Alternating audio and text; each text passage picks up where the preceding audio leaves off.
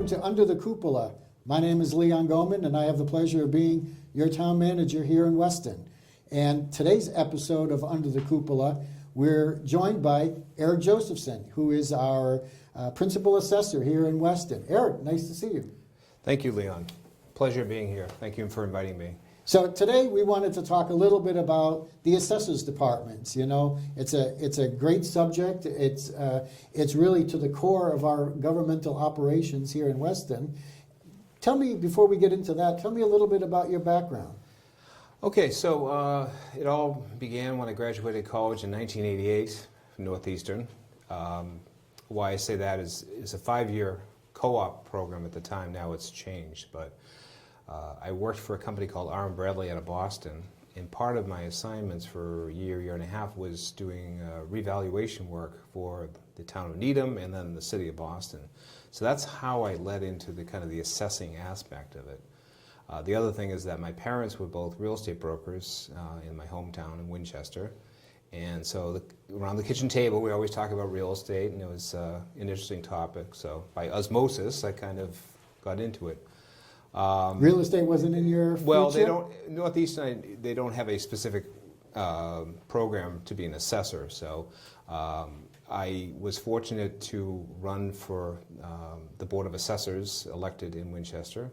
Got elected, and that gave me the foundation to take classes with the Massachusetts Association of Assessing Officers, and I was able to get a certification with them called an MAA, which is a Massachusetts Accredited Assessor.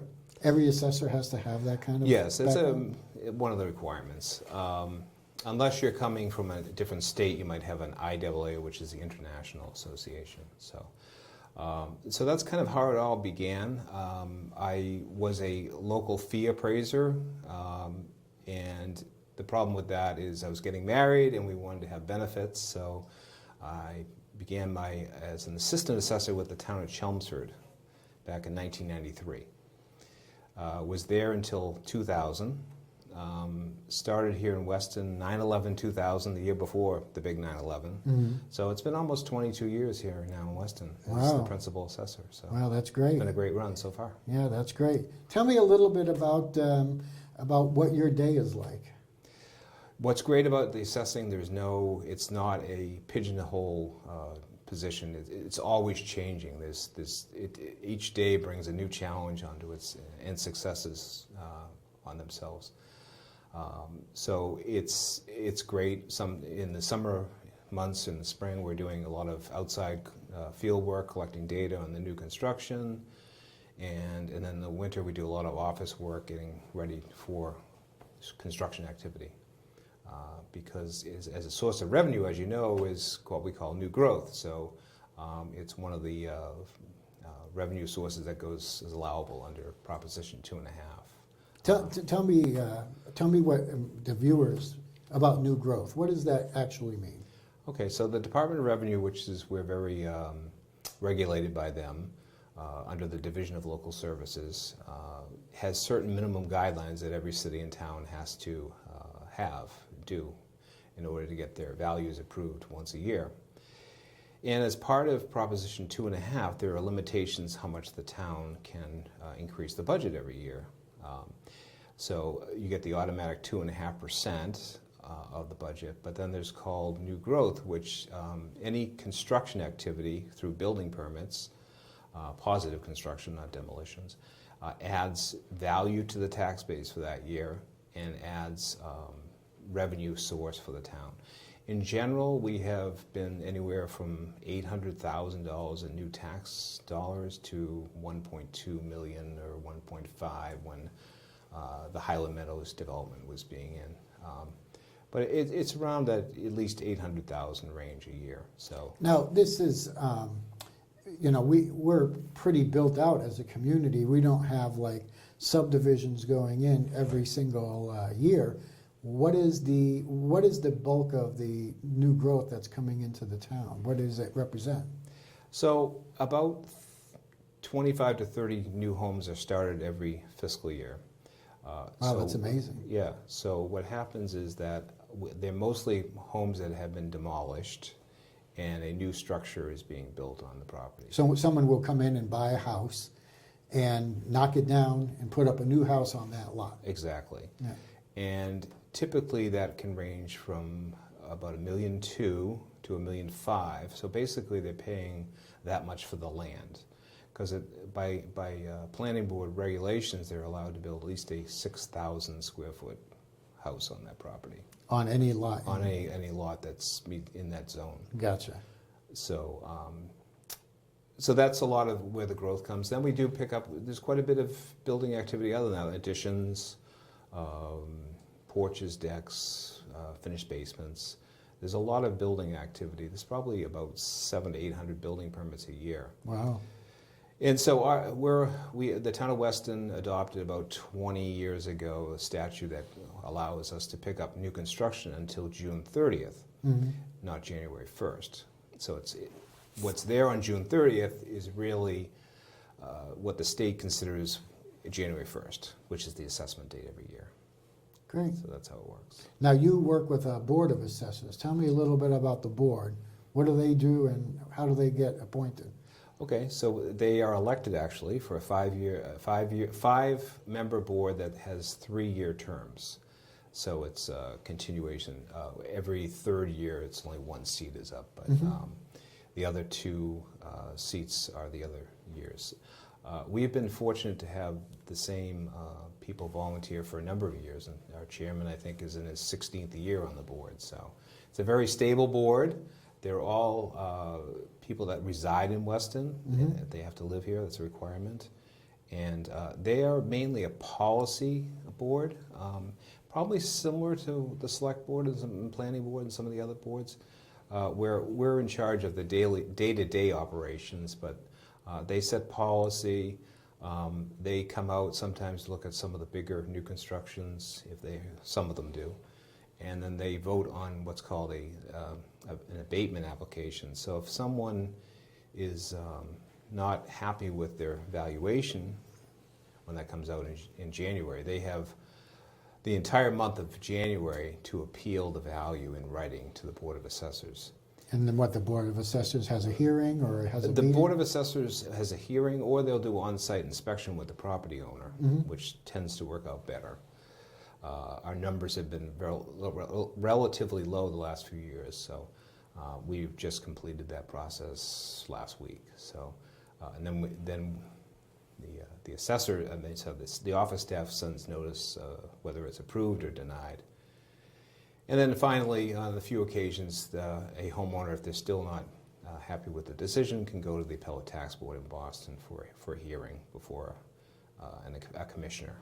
Have we had a lot of cases from Weston go up to the appellate in the tax board? 20 years or 22 years, we've probably had about 5 or 6, not too many, but we've resolved many of them. Probably the biggest issue that we had was some central evaluation by the telephone companies, the wireless, but that formula was approved by the state, and that was a number of years that those were going on. So that's probably about the biggest cases that we had, which affected pretty much every city and town. Yeah. Talk to me a little bit about the assessment process. How does that work here in Massachusetts? Like, Okay. how from beginning to end, how does that work? Okay, the one thing that people may not know is that we do retrospective appraisals. So that means we're looking at sales that occurred in the previous calendar year, January through December. Okay, yeah.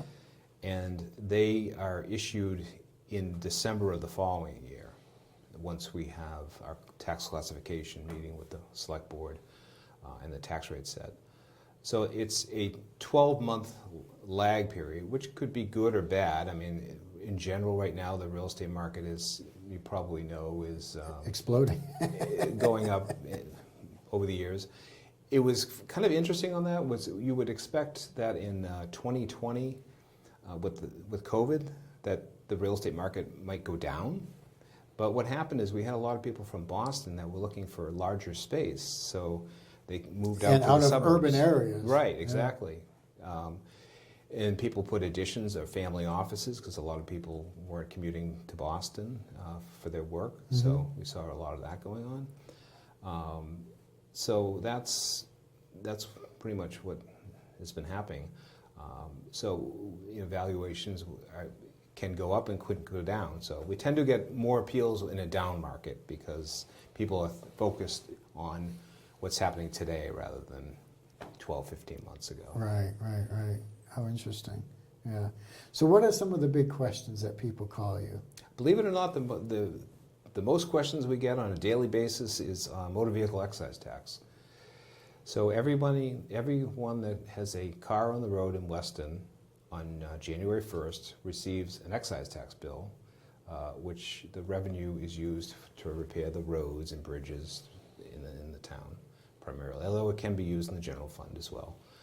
But if you transfer your plate to a new car, or you cancel the plates, maybe you have a lease that's come up. We have a lot of people that lease their cars.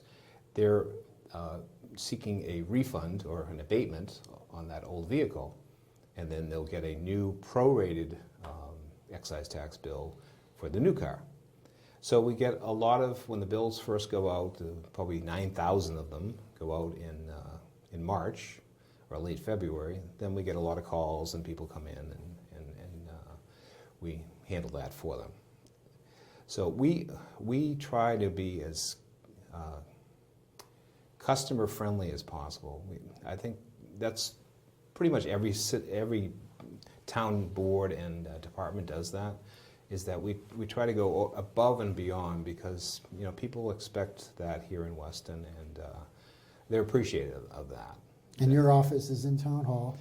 Oh yeah, our office is in Town Hall on the first floor, which if you go through the green doors, the old green doors, the older part of the building, we're to the left with the treasurer collector's office. We're also, I should point out, part of the finance department, which consists of a finance director who is also the town accountant, Susan Kelly, a treasurer collector who is Zoe Pierce, and myself, Eric, is the Board of Assessors. So we fall under that umbrella of the finance department, and it's a number of us have been there for a few years, so it's a good working relationship. It's a really good group. Yeah, I have to say I chose this interview as one of the earliest ones because dealing with the assessments of properties and property taxes here, not just in Weston, but in any community in Massachusetts, is very complicated and people have a hard time understanding it. So this was a good opportunity for us to kind of share that information with the general public here in Weston. Yeah, I thought it would be too, Leon. It's basically how we start is I should expand on that, is once we have the sales for the year, then we have a computer model that we have to develop a land schedule, depending whether you're in a certain area of town or another area that all land is not equal. Yep.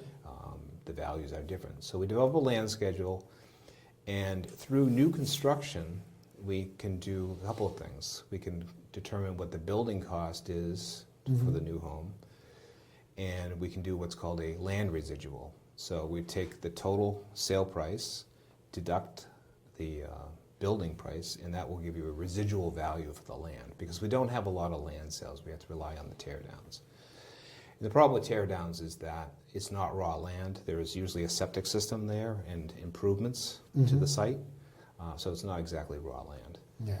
But getting back to your earlier question about subdivisions, this year we have a small subdivision being built on North Avenue. It was a farm, chapter land that was 5 or 6 houses being built there. But in general, you are correct. There is very little raw land available. About a third of the town is protected under conservation land. That was done by the town meeting in the 1970s. Yeah. So you mentioned chapter land. What does that mean? Okay, the state of Massachusetts has 3 categories for chapter land. It's up to the owners whether they A, meet the qualifications for it, and B, want to enter into the agreement with the town. For Chapter 61, which is forest land, if you have a 10-acre forest, we have only 3 parcels that are under that category, you can request to have your property valued at chapter land. The approach for it is not to, or the scheme of it is not for tax reduction. It's to preserve land and have the owner be able to keep the land, because 10 acres could be quite a lot of real estate. Potentially, taxes. if it's being charged at buildable lot, Right. Values. And then the other chapter standards are Chapter 61, which is A, is the agricultural, horticultural. So people land. who run farms and the like. Yep. Yep. Yep, and it's pretty broad. It allows for bees and that type of activity as well.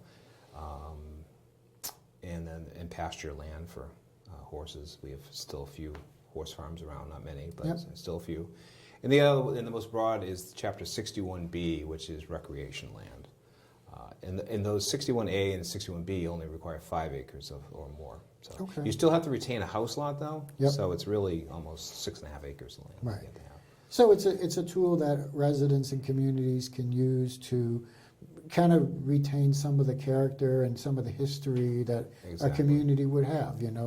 Community farms are important, and so are pasture lands, and so are forested areas, and so is recreation. And this is a way that you get charged a little bit less. You don't get it for free. You got to do some things. You have to file reports, correct, and you have to actively use the land in that way for Right. the most part.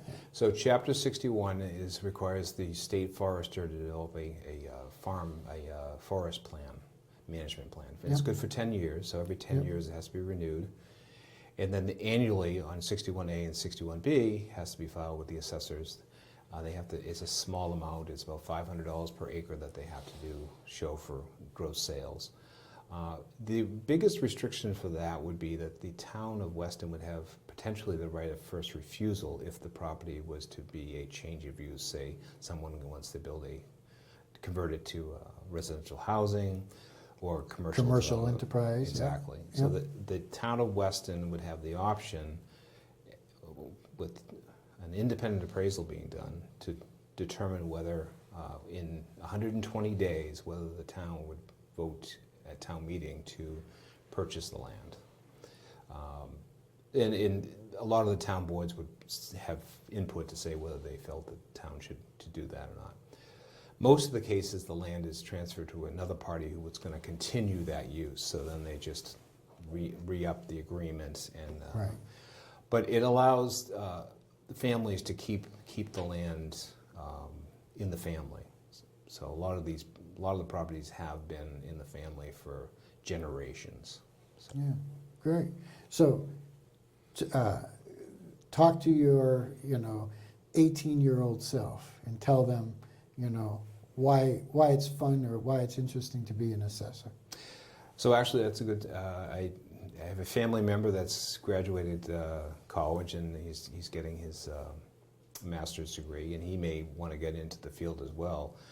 It's interesting because there's a huge exodus now of people retiring. A lot of people have reached that age in life, and they've decided to retire. So I'm sure a lot of the other professions have a lot of vacancies right now. And I think with COVID, it really expedited.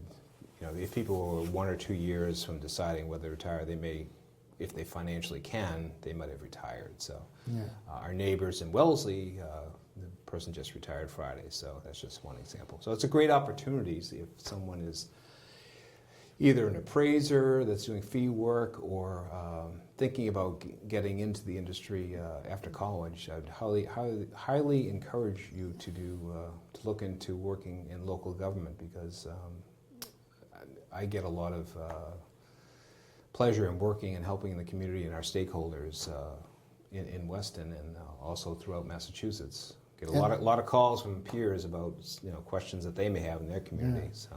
So there's like some sort of a job security here, because my guess is that once you become a certified assessor in, say, Weston, you would be a certified assessor in other communities as well. So it's an easily transferable skill. Now, granted, we don't have a lot of commercial properties here, Right. so some towns or communities may have more need for a commercial assessor, Exactly. In fact, our neighbor, the city of Newton, probably has about 5 or 6 staff members, and they have a one one or two people dedicated solely to commercial and industrial property, because they have quite a bit more there.